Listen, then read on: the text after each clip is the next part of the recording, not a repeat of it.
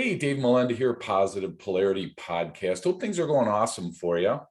As you know, we try and search the world to find these awesome people, and today is no exception. And we're going to start out with this question, two questions. One's rhetorical and one requires an answer. So the first one is, are you anywhere near where you thought you'd be in life?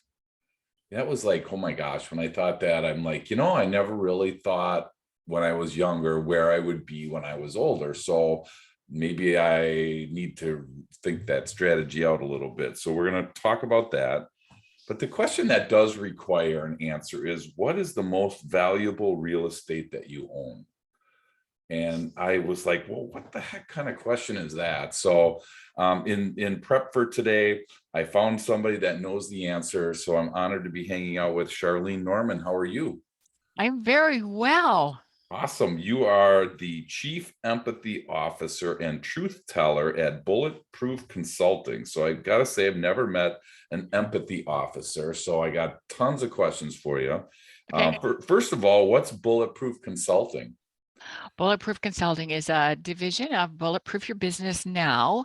And it's the final iteration of a fantasy that I had when I was 20 years old. Wow. Well, congrats. See, you're exactly the opposite of me, Charlene, because at 20, I had no clue. I had no vision at all. And life just happened, good, bad, right, or wrong. You had it all planned out. Did it go exactly as planned? I'm not going to say I had it planned out. It did not go exactly as planned, Uh-oh. and Yes. with the benefit of hindsight, I can honestly say that what I set in motion when I was 20 Okay. is coming true. There you go. That's fantastic. So, and again, I don't think there's a right or wrong to it. You just people have a different way of approaching things. Some are very planned out. Some are That's right. very at the last minute type thing. So, I was just excited to find somebody that use the word bullet in their wording, because it's like, man, that's like really cool. So, what's a chief empathy officer? What and truth teller? So, fill us in on what that is. So, you know how, oh man, everyone loves to call themselves a CEO, right? I'm supposed to Sure. be a chief executive officer. So I've worked with a whole pile of them over my life. And I thought, okay, they have lots of skills. Some are very, very intelligent and smart and wonderful, and some not so much. And I thought, I like the concept, but it doesn't fit me.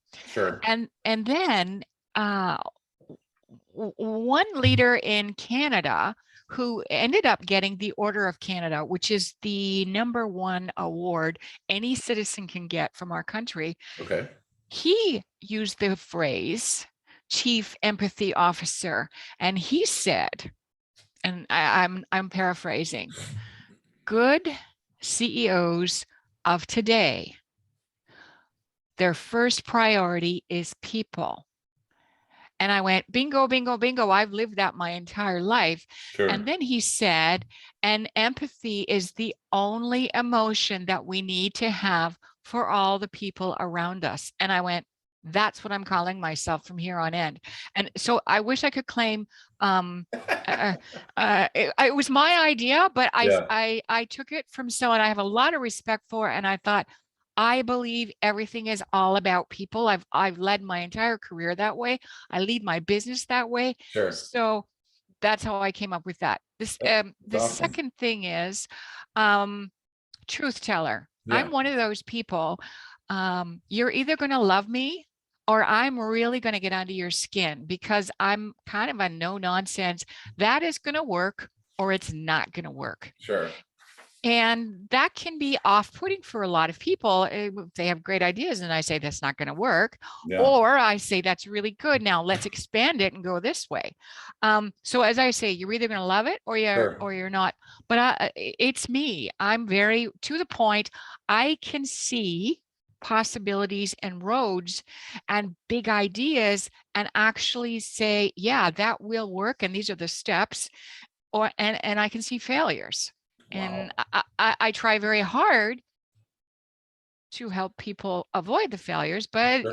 if you want to go through the road, Yeah. that's okay. Absolutely. Well, and a lot of entrepreneurs and business owners and professionals that are listening, they understand the word empathy.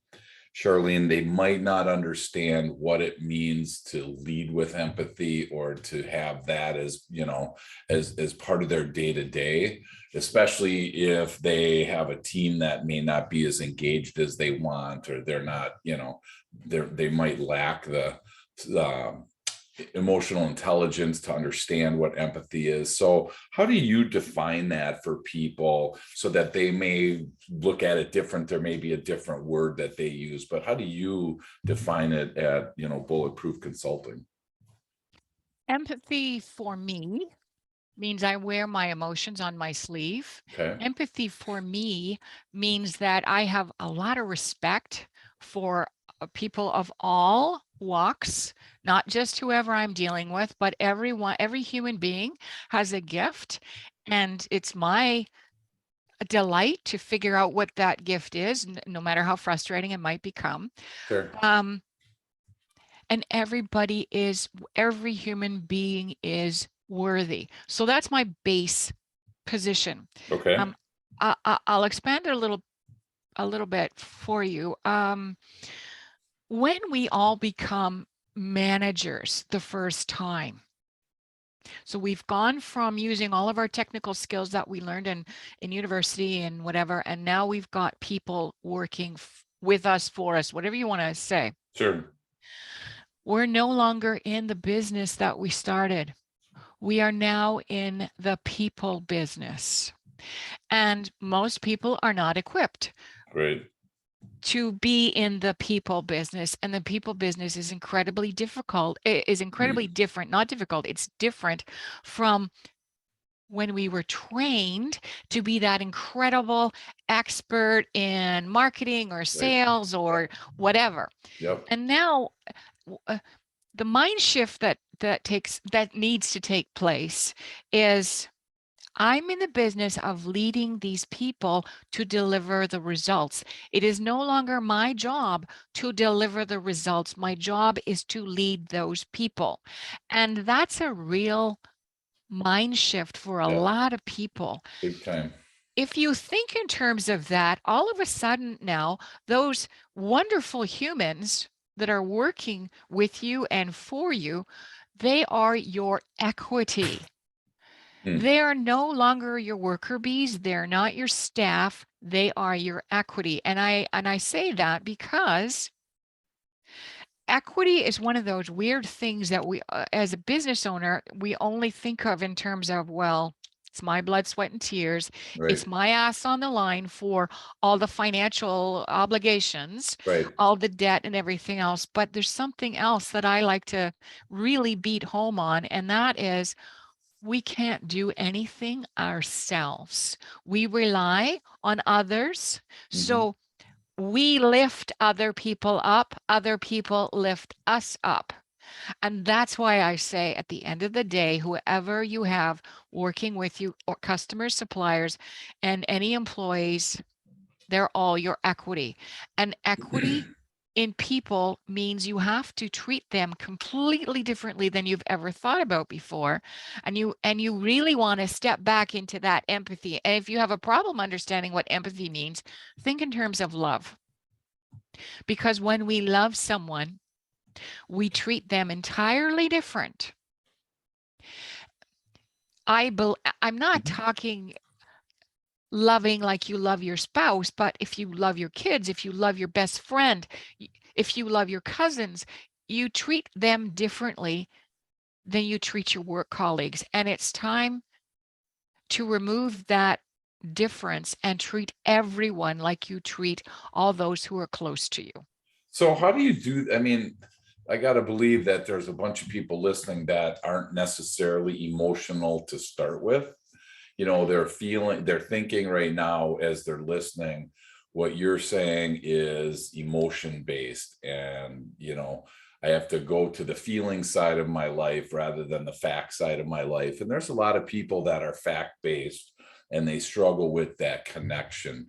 You know, I had a client that said, man, if I didn't have customers and employees, this company would be awesome. And it's just like, well, obviously, you know, I totally get what you're saying, but you wouldn't have any money and you wouldn't have anything. But there are people that are people averse, I want to say. I mean, I'm good at you know, like you said, I'm good at building this widget, whatever this is. This is my craft. I'm really good at that.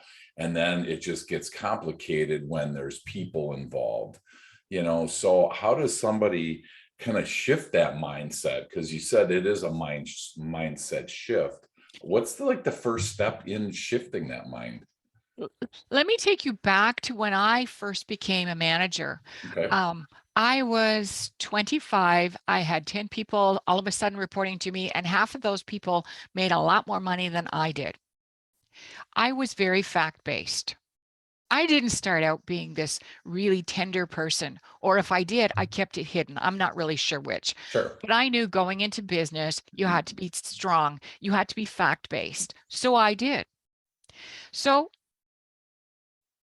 3 months into being the best, the absolute best freaking manager that I could be, Sure. my team called me in for a meeting at 7 o'clock at night. And they said, you know what, Char? You're actually a nice person. You have a great sense of humor. We actually like you personally, but as a manager, you suck. Mm. And I'm going, okay, now Okay. being the fact-based person, I kept my face perfectly straight, Sure. no emotion. And I said, okay, which was hard. And they proceeded to tell me what I did wrong. And none of it was hard. What did I do? I didn't respect their personal life. Sure. I gave out deadlines and I said, I want this done at this time and this time and this time. And I never asked anybody if it was okay. I thought that they worked for me. So therefore, my word, I had control of them for eight Yeah. to 10 hours a day. Right. Wrong, Yep. wrong. I never once thanked them. Not once. They would bust their buns, and I never once thanked them. I never showed appreciation for what they did to get us over the hump. I just said, okay, that's great. You screwed this up. We need to go take on this mountain. I never, ever asked anybody for their opinions. My opinion was right because I was the boss and I was always the one who was I p- I had the title, so I was supposed to know everything. I knew nothing, it didn't matter.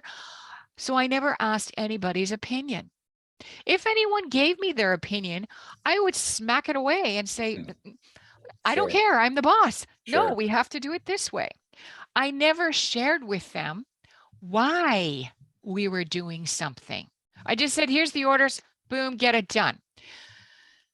So when they told me, here are the things that we don't like and we want you to change, and we're giving you 3 months, and if you don't, we're walking out on you. I Mm. did what I always did. I said, thank you very much, kept my face completely blank, Sure. went home, poured myself a glass of wine and said, so this is a fine mess you got yourself into. How are you going to get out of it? I looked at what they asked me to do or what they said they didn't like. And Sure. I thought, none of that is hard for me. I can Sure. certainly ask someone. So I just started picking away at the list. And I put myself on and said, okay, I clearly don't know this. So I put myself on a 6-month journey to figure out how to become better, not the best, just become better. Sure. What ended up happening was I spent what appeared to be gobs of time talking to people about their useless problems. Mm. It drove me nuts, but I didn't want to lose my staff. So I just said, okay, I hate this. I don't want to know about any of this stuff. But if Sure. you want me to, then I guess I have to do this. In the course of 3 months, it became second nature for me. Mm. And it just, the good news is nobody left me. Yep. The better news is that was the start of rocketing with massive results to the bottom line Mm. all the time. Was it hard? Yes, it was. It's anytime we exercise a new muscle, it always hurts, right? We're Sure. just dying. It was difficult. I will not say it wasn't, but when I got to the end of the 3 months, I realized, okay, I did that. It's not actually that bad. They seem to be happy. We're getting the results. Maybe I should stick with this. Hmm. And I just did. So so it took me 10 years of constant uh, 30 minutes a day. 30 minutes a day focusing on how can I get better? What do I need to do? Sure. How do I tap into their brilliance? I didn't get it right. I made so many mistakes. It Hmm. took me 10 years as Sure. an employee with a paycheck coming in. So that's so much easier than being an entrepreneur who's got no experience and has to worry about keeping the lights on and everything Right. else. Yep. So what I'm trying to say with that is to become a good leader of people takes time. Sure. If you Wow. don't have the patience for that, you might want to reconsider your priorities. Yeah, absolutely. Well, that's really great. Thanks for sharing that personal story. So for the listeners, I mean, these are the things that you just said, and it's crazy because you can boil this down to four things: thank them, appreciate them, ask for their opinion, and share the vision of the company to them. Yeah. Now, the interesting thing is, and I think that the this is crazy because it doesn't cost you anything. It costs you nothing. Right, exactly. And we're so bottom line oriented. And I love that about entrepreneurs.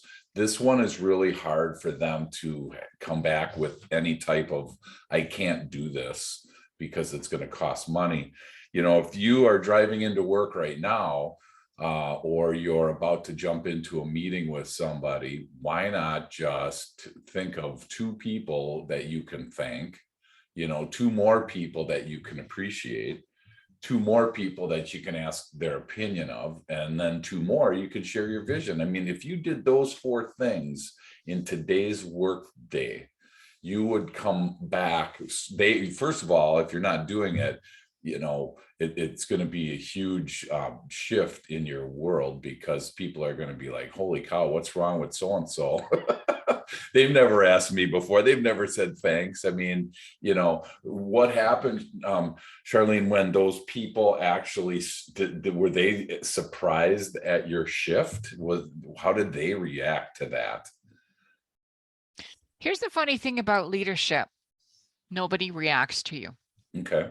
That is the honest to God truth. And this is one of the reasons why it's the toughest job on earth is the feedback that you want at the Yeah. time you Yep. don't get. The It's a feedback, thankless job, right? it's a totally thankless job. Yep. And you're going by your gut feel or your facts, Yep. and you're going, geez, I really hope I'm doing this right. But the interesting thing is, 10 years after, 10 years, you got to wait that long.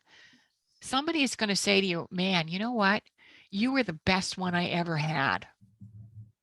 I really enjoyed our time together. They are never going to say, oh, you were great because of X, or you Yeah. made me feel Y, or whatever. People are always into themselves. They're Sure. not into what's coming, but they sure notice if what is coming is crappy. They take it for granted if it's great. Mhm. So to all your listeners, um, you are not going to hear any good stuff. If you're lucky, you'll be able to gauge your effectiveness by how long people stay with you and the quality of the ideas that they give you, and you can watch your bottom line improve faster. Sure. Those are your metrics that you're going to look at. But Sure. to be told, pat it on the back, given a big hug, it just doesn't happen. Well, I tell you, right now, Gallup says about 2 out of 3 people show up every day not engaged in their job. So, this is one of those things that I talk about a lot, because man, that's an ugly statistic It's a to very think ugly that statistic. 2 out of 3 people right now in the United States are not engaged. They're telling people this isn't my job. They're not going that extra mile. They're not doing above and beyond work. They're just doing the bare minimum. And I think that the more that you thank them, the more that you appreciate them, the more that you ask for their opinion, and the more that you share the vision with them, the higher likelihood they are going to be engaged. And when they're engaged, higher engaged employees create higher engaged teams, higher engaged companies, higher engaged customers, and your bottom line explodes, to your point. So how do you view the engaged employee in today's workplace? I'm going to back up a little bit, and I'm going to say there is a huge hue and cry that there are just not enough qualified employees. Yeah. And I push back and I say, no, there are not enough qualified leaders of people. Right. That's the piece that's missing. So when you engage people, here's what happens. Your people will eventually come to you and say, hey, we got this, go home. Now, a lot of entrepreneurs never have that. Yeah. They are never told by their employees, go home, we got this, we got this. When your employees say, you don't have to be here to supervise us, you can go focus on whatever the hell you want. You don't have to be here on the weekend. When they tell you, we've got this, you've done your job perfectly. Yeah. And the first time you're told that, you're going to go, oh my God, but you need me. No, Right. no, no. My identity is tied up in this. And it takes a big person to say, hey, wait a minute. I've actually given them all the tools they need. They're running with it. They're contributing to my bottom line, and they're telling me to go away.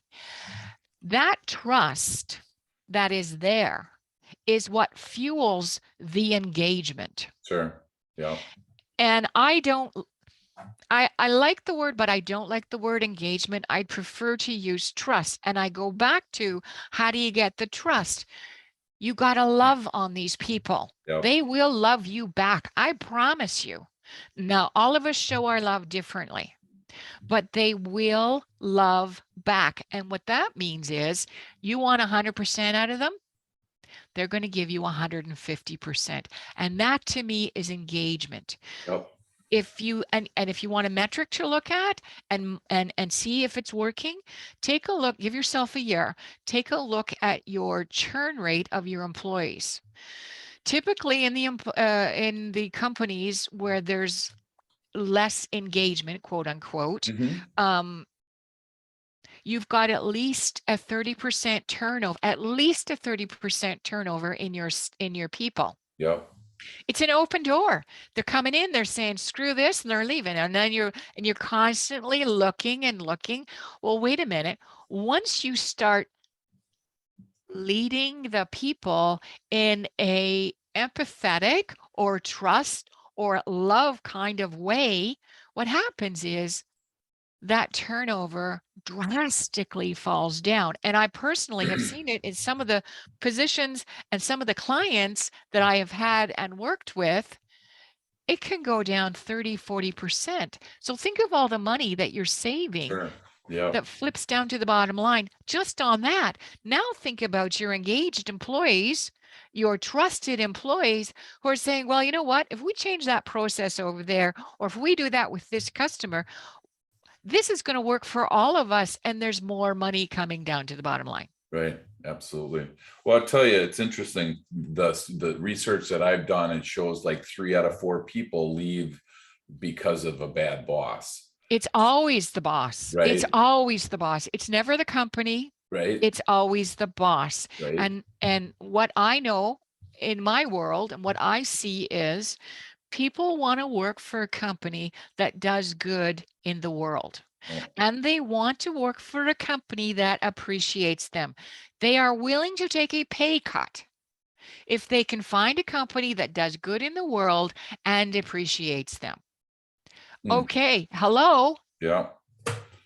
And here's the other thing. Yeah. With the whole pile of people just kind of quitting, that's a marvelous, marvelous, marvelous opportunity to suck up some amazing talent if we change our attitude and say, okay, I'm going to try this. Yeah. And you say, here's the thing, there's nothing wrong with admitting upfront publicly, this is hard, but there's nothing wrong with saying, I'm going to try something different. I'm going to make some mistakes, so let's call it an experiment and help Mhm. me make it better. That Yeah. is a hard thing to do for an entrepreneur. However, here's what it does. It opens up the floodgates for the employees to begin to trust you because you're admitting to them you're a frail human being like all of us, and they say, I'm in. It I found that the hardest thing when I admitted that, Hmm. and yet there was so much support and people, you want 100%, they gave me 130%. Sure. So if somebody's listening and they're still not really good with people and they don't think they ever will be, is that kind of where bulletproof consulting comes in then, to come alongside them and help them with that? Or what would I do if I'm interested in some of the things that you're saying, but I'm not capable in my mind? I don't feel like I'm capable of doing that. What would I do next? You could give me a phone call and we'll Right. talk through it. Gotcha. I have a couple of different ideas. If you're a CEO, the head boss guy, and you are not the people person, and it's not possible in you to be the people person, then Right. hire someone to be your number two who is the people person. Right. And so make a clear distinction in your mind that I'm the idea person, or I'm the creative person, or I'm the technical person, and that's my jam. And then pull somebody in to be your COO who is the people person. And there's nothing wrong with having a twosome there. Or if you don't have the money to hire a COO, look for having a possible partnership. Sure. There's nothing wrong with any of that. The thing is, I honestly, I would rather someone take a look at what they have and say, that's not me, and find another way, as Right. opposed to paying gobs of money to a consultant to say, yeah, do this, do that, Sure. or paying gobs of money to a stranger to come in and hold your hands. You make the decision up front. It is your jam or it's not your jam. Right.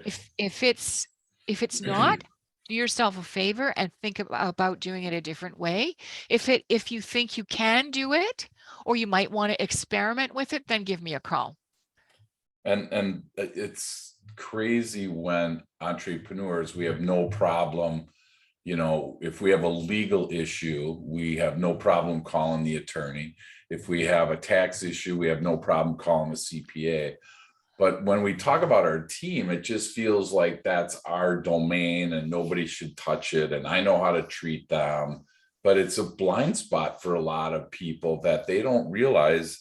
Again, I challenge you to ask yourself, when's the last time you thanked an employee, someone on your team, in with a heartfelt, not just, a company thanks for everybody's hard work, but when did you literally sit down with Sally and say, Sally, these are 3 things that I've noticed that you're doing a great job at.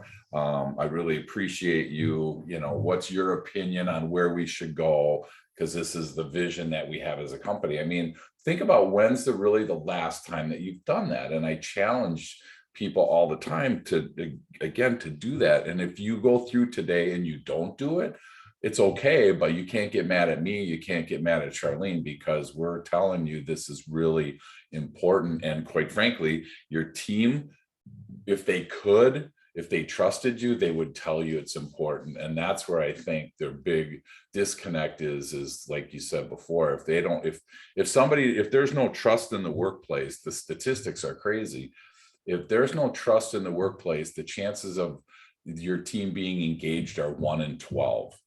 If there is trust in the workplace, it changes from 1 in 12 to 1 in 2. So we have this 6-fold increased potential of engagement, and the dollars are mind-boggling when you talk about that. So I mean, it's so cool that we've just narrowed it down to 4 simple things. I'm sure there's a ton of other things that we can do, but 4 things to start with that don't cost any money. It's like, and it's going to give you returns on the back end. how could you go wrong with that? I mean, where could I fail in that? I guess, let me ask it that way. Where could I fail if I attempt to do it? Is it is it being genuine? Is it being consistent? Where would I fail if I was listening and I wanted to do it? What does that look like potentially? You're going to fail if you don't keep it up. Okay. If you do it once and you think one and done is the way to do it, it's not going to work. Okay. You're going to fail if you're not holding eyeballs. And I don't care whether you're holding eyeballs on a Zoom call or whether you're holding eyeballs on a one-on-one. If you Okay. can't look the other person, bite the inside of your cheek or bite your tongue because you want to talk and you know it's all wrong. If Yeah. you've got to hold yourself in and give space for the other person. If you can't do that and you can't do it on a regular basis, you're going to fail. Gotcha. Yeah, so that's the personal example. Think of if anybody's married and on their wedding day they said, honey, I love you and I'm not going to tell you again, but if something changes, I'll let you know. Right? I That's mean, perfect. that wouldn't work well, for anybody's marriage, but yet we think in some weird way that my team knows I appreciate them. And then when I ask the question, well, how do they know? Usually the next statement out of their mouth, Charlene, is, well, they get a paycheck every week. Exactly. Right. And it's like, man, I get that. That might be you with blinders on. That might be a blind spot that you have. So all we're asking you today is to just think a little bit outside of that norm, outside of that box, and think that maybe somebody on your team really does have a great opinion and they want to share it. Maybe they need your appreciation verbally, as opposed to, it's not like we have to take everybody to lunch every day. It's a verbal approval. And like Charlene said, face to face is ideal, because then people really know that, hey, you took time out of your day as the leader to thank me for my work. There's something really energetic and empowering about that, isn't there?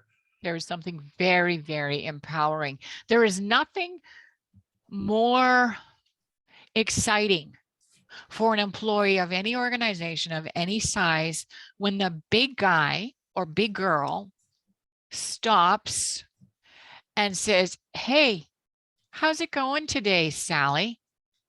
How's your family? Yeah. What wonderful things have you got for us today? And then there's a conversation, and that conversation could be 2 minutes, could be 5 minutes.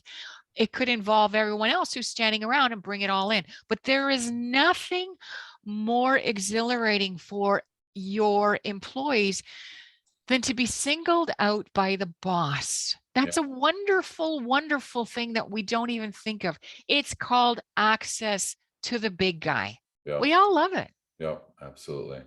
And we're so used to having access to the big guy being something negative. Like, when your team called you in at 7 o'clock at night, Charlene, were you thinking it was going to be oh my gosh, this is going to be a great experience? Or did you know that there was going to be problems ahead? When you were walking into that, what were you thinking? Do you remember? I thought it would be a great experience. They were staying at 7 o'clock. They wanted me, and I'm thinking, okay, they're going to ask me, and I got to know all the answers because I'm the boss. And then, Yeah. oh, Yeah. oh, That's funny. Yeah. Why is it so hard for leaders to be open and transparent with their team? Why is that just such a hard thing for a lot of leaders today, do you think? well, a couple of reasons. Number one, we're actually not taught. We're not taught, even when we're kids, we're not taught to be open and transparent. Yeah. We're taught to be competitive. We're taught to be the best we can be. So we're taught to be an island. Yeah. We see our parents, and not all parents are really great managers of people or leaders of people or great personalities. So we don't necessarily see the best that we could possibly see in our parents. We see them barking out orders or treating people like garbage, and we say, okay, that's how you do it. Yeah. In addition, right now it's the weirdest time because even though it's the information age, in theory going on, we've still got a lot of industrial age people, industrial age thinkers, where it was all about machines. It's not about people. And making a machine work is completely different than making a human work. Right, exactly. And we never learned any of this. And the problem is all of us, every single one of us is learning as we go along. And that's a scary thing. And entrepreneurs don't have time to be jumping into extra scary things because they're No, already in the scariest part of their life, which is I got to bring in money, I got to keep the lights on, I got to right, look after my family, and I got to keep my employees paid. I mean, right. Yep. it's just not the most ideal circumstances, which is why I say the best way to compensate for that is to stand up and say, I'm just a fragile human being. I want to try this. Let's call it an experiment because it's not permanent. It's an experiment. Help me as we go along. Let's do it together. And I think with the energy level that has been dropped from COVID, from all the economic stuff that's going on, Yep. I really think that is the best way to handle it now going forward. I need help. Let's do this together. It's not going to be perfect, but if we row the boat together, we will get where we want to go. So like just half the people just left the podcast, just so you know, because you use the word fragile. You use the word help, it's like, man, I learned don't let them see you sweat. Okay. That's kind of what that mantra of the old Yep. Yep. leadership regime was, right? I mean, we're transitioning from boss to leader, I think, Yep. getting away from that word boss and starting to try and use the word leader more. So that's the thing though, is that there's a big resistance still. And I know it's probably getting smaller, but there's still a pretty big resistance to what you just said. Yep. I have to be fragile. My company, if they see me sweat, if they see me deviate one iota, they get nervous because there are people, we do a lot of work with DISC personality profiles. And there are personalities that if they follow a leader and they need to see the confidence in that leader in order to have success in their own end. So, it's hard for people to know when to be fragile, when to say I need help, when to be vulnerable, when to be transparent, because if I was 17 or 20 or in that range and the leader came to me and I wasn't aware or familiar with that and they started saying, I need help, I'm fragile, whatever the words are, there's a potential for people to be like, oh my gosh, what am I doing here? I'm in the wrong spot. So how do you address that? Because I feel like there's a balance between knowing where you're going and not knowing where you're going and being fragile and being firm. I mean, how do you walk that line? So the first thing is all leadership starts with us. Okay. If we want to make it happen, we will make it happen. If we don't want to make it happen, it's not going to happen. And you can't change their minds. I can't change their minds. So we can only talk to the ones who want to make it happen. If you don't want to make it happen, that's fine. I'm not going to argue with anyone that their approach is wrong. If they believe their approach is right, it's good. If you believe there is an opportunity and you're nervous, give me a call. Sure. Okay. Because here's the thing, there are exercises, there are processes that we can put in place. There is role planning that we can do to make you feel more comfortable in saying the right things. I can give you scripts. I can give you all kinds of stuff, but Sure. but it's not going to work Sure. if in your heart you don't want to make it happen. Gotcha. Okay. That's the bottom line. You got Sure. to, it all starts with us. Yep. I can tell you from personal experience, if you make the decision that you want to go down this path and you spend 30 minutes a day, 6 months from now, you will not recognize the person you are. Wow. 10 years from now, you will be a completely different person. and you will be one of the most respected, charming individuals that anyone could ever have. But it all starts with us. So if you want to make that decision and say yes, there is lots of ways to do. The other thing I'm going to say is don't rely on your HR people.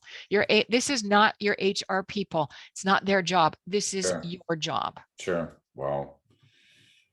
That's so interesting because we're so dialed into bottom line or shareholders or customers that I feel like our team just gets overlooked so often. And so if you're listening, again, I want to just encourage you to take a different look at your team. And, what tools, Charlene, would you suggest? Is there something that you guys use, or is it just a matter of a bunch of questions? How do you look, how do you, prepare for the journey and look at your team differently? Is there anything that you can point us to in that direction to get us started? You know what? There's a company in the US, Barry Weishauser. It's a bricks and mortar manufacturing company. And the fellow who's in charge of it is Chapman. Look at what he thinks. Look at how he handles his organization. Okay. It's brilliant. It's absolutely brilliant. Again, this is not going to cost you anything. Just go read and look at how he thinks and how he manages his entire empire. It's like $4 billion or some such thing, but there are individual plants and offices that are where they comprise the four. Sure. That will give you an idea if you are ready to jump in. It will open up your brain to, oh my God, this actually works in my own country. Take some of those ideas and just take one or two of them. If you don't like what Dave has given throughout this podcast, take one or two ideas that are proven and has worked and say, okay, if the number one or number two or number three company in the entire freaking world can do this, I can do one of them. Yeah, exactly. Yeah, for sure. That's great. And you used you answered the question to what is the most valuable real estate that you own. You used the word, so it's your brain. That was what I found in your website, that our most valuable real estate is our brain. So, to Charlene's point, if you're feeling that maybe you're not doing as good a job with your team as you could, and you want to do your own research, that's what you got a brain for. Whatever, Google, whatever, I don't care, whatever, however you do it. But if we don't start it, it's not going to happen. And maybe it's as simple as, like we said, thank them, appreciate them, ask their opinion, share your vision with them. That's a great place to start. If you don't want to start there and you want to start somewhere else, that's fine too, as long as you can look back in a week from today and realize that there was some change that took place in your behavior towards your team. That to me is what the successful path looks like, so I think that there's a ton of stuff here, and use your brain you created a fantastic company. You created a company that customers love. Why in the world would you not complete that trifecta and have the best team possible? So that's awesome. I appreciate you sharing that, Charlene. What would your tip of the week be for an entrepreneur listening that loves a synopsis, loves a one sentence kind of overview? What would your tip of the week be for them? Absolutely nothing happens to us. Everything happens for us. Okay. So every trial and tribulation, there's a reason behind it. It's supposed to make us stronger and better. Every positive thing is a reward and is supposed to make us bigger and better. Nothing happens to us. Everything happens for us. There you go. Awesome. And if you need more information on that, bulletproofyourbusinessnow.com is a great place to go. And as we wrap this up today, just want to ask one thing, Charlene, for the people that are like, there's something we stirred something up inside of them. And maybe it was all the way back to when they were a kid and they got appreciated by a boss, or they got asked their opinion and it kind of stuck with them, but they lost their way. If somebody's listening right now and you want to get back into appreciating your team, what's the best way for people to get in contact with you, Charlene? The best way, actually, I'm on LinkedIn. I play on LinkedIn every single day. I respond to all DMs on LinkedIn. That's the fastest way to get a hold of me. Awesome. So it's Charlene Norman, Norman. Jump on LinkedIn and find her and look up bulletproofyourbusinessnow.com. And between those two places, you're going to be able to find there. I believe there's even a spot to click on your website to access your calendar. And there's a phone number there. I mean, she is making herself available to you. And so what I always try and tell people is don't go on to your next podcast or don't go on to your next task. If this is really stirring you, do something about it so that you can look back and this could be the first day that your team is improved. This is the first day that you as a leader are improved. So thank you so much, Charlene, for hanging out with us. There's always great stuff here. And if you're not where you thought you would be in life, hopefully we gave you some tips to get closer to that. And put it this way, if they work, then you can thank me. If they don't work, then you can blame Charlene, because that's how we do it around here. I love it. Yeah, exactly. So thank you again so much for hanging out with us and sharing your wisdom, making yourself vulnerable in your personal journey, and look forward to learning more as you continue on. My pleasure, sir. Absolutely my pleasure.